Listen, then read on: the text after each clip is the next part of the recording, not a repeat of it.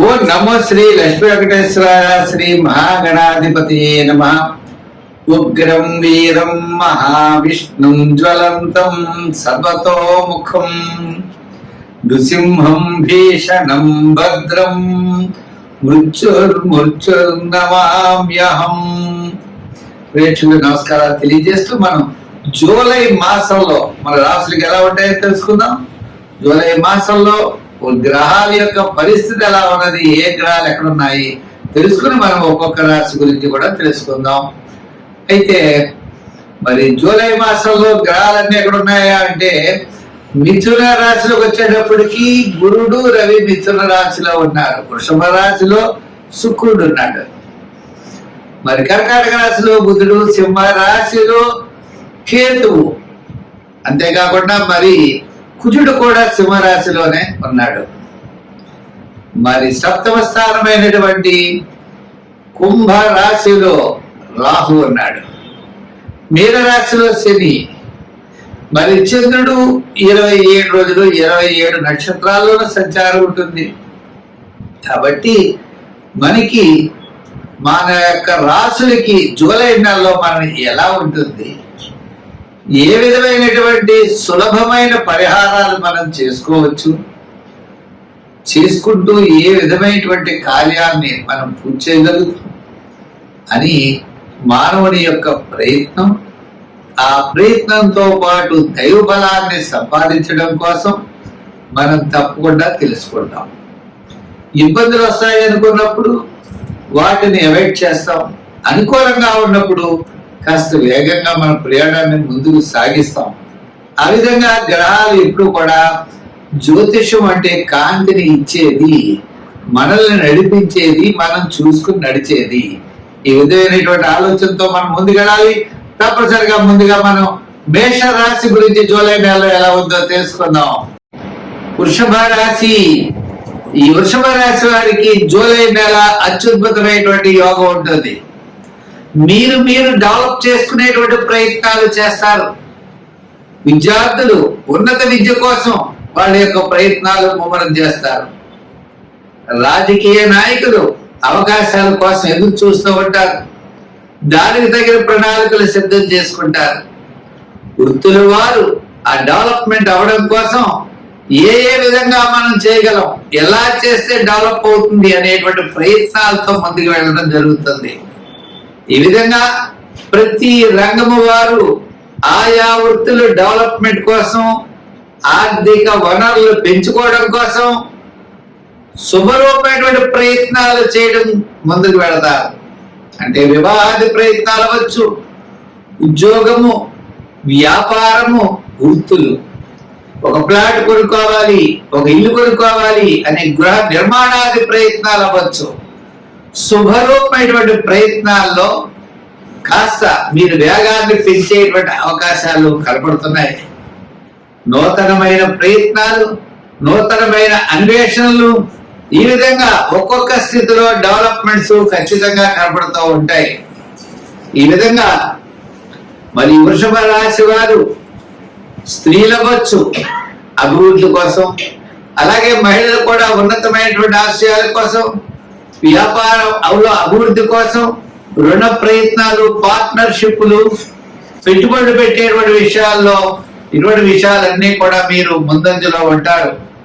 ఏదైనప్పటికీ ఈ వృషభ రాశి వారికి ఈ యొక్క జూలై నెల మంచి ఆశ కల్పించేటువంటి విధంగా, అభివృద్ధిని ఇచ్చే విధంగా మీ యొక్క ఆశయాలను ముందుకు తప్పనిసరిగా ఇది తీసుకుని వెళ్తుంది. కాబట్టి ప్రతి ఒక్కరూ గట్టిగా ప్రయత్నం చేయండి. అయితే ఈ రాశి వారు తప్పనిసరిగా చేయవలసిన పనుల్లో మరి 5, 6 నెంబర్లు వాడండి. తెలుపు, గ్రీన్, లైట్ బ్లూ కలర్లో వాడండి. అమ్మవారికి కుంకుమ పూజ చేయిస్తూ ఉండండి. ప్రతి శుక్రవారం అమ్మవారి గుడికి వెళ్ళి కుంకుమ పూజ చేయించడం, ఆమెకి గాజులు లాంటివి సమర్పించడం, పుష్పాలు ఇవ్వడం, మీ కుల దేవతను ఆరాధిస్తూ ఉన్నట్లయితే తప్పకుండా విజయం మీ వెంట ఉంటుంది. చాలా కాలం నుండి నిలిచినటువంటి వ్యవహారాలన్నీ కూడా కదలికలు బయలుదేరతాయి. అనుకూలమైనటువంటి ఫలితాన్ని మీరు పొందగలుగుతారు. ఈ పరిష్కార మార్గాలు కూడా చేయండి. జూలై నెల చాలా ప్రోత్సాహకరంగా ఉంటుంది. ఎంచేత అంటే 80% గ్రహాలన్నీ కూడా అనుకూలంగా ఉన్నాయి. స్వస్తి. ధనురాశి. ఈ ధనురాశి వారికి సప్తమంలోనే గురుడు, షష్టంలో శుక్రుడు. అంటే విందు వినోదాల్లో పాల్గొనే అవకాశాలు ఉన్నాయి.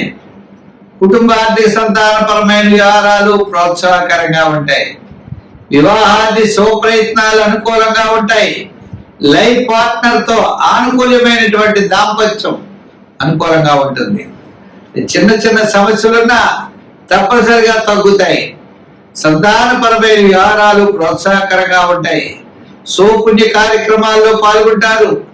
శివక్షేత్రాలను దర్శిస్తారు. ఆధ్యాత్మికమైన చింతన పెరుగుతుంది. పబ్లిక్ లో రిలేషన్స్ పెరుగుతాయి. సంతానపరమైనటువంటి అభివృద్ధితో పాటు గౌరవ మర్యాదలు కూడా మీకు పెరిగే అవకాశాలు ఉన్నాయి. రాజకీయ పరంగా కాస్త గుర్తింపు ఉంటుంది.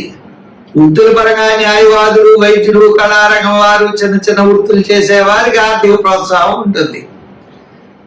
వ్యాపార పరంగా కూడా finance, general, kirana, medical, shares, IT రంగం వారికి, చేతి వృత్తి పని వారికి, మెడికల్, గృహోపకరణాల వారికి కాస్త అనుకూలంగా ఉన్నప్పటికీ సాటర్న్ అర్ధాష్టమ శని ప్రభావం కూడా మీకు ఉన్నది.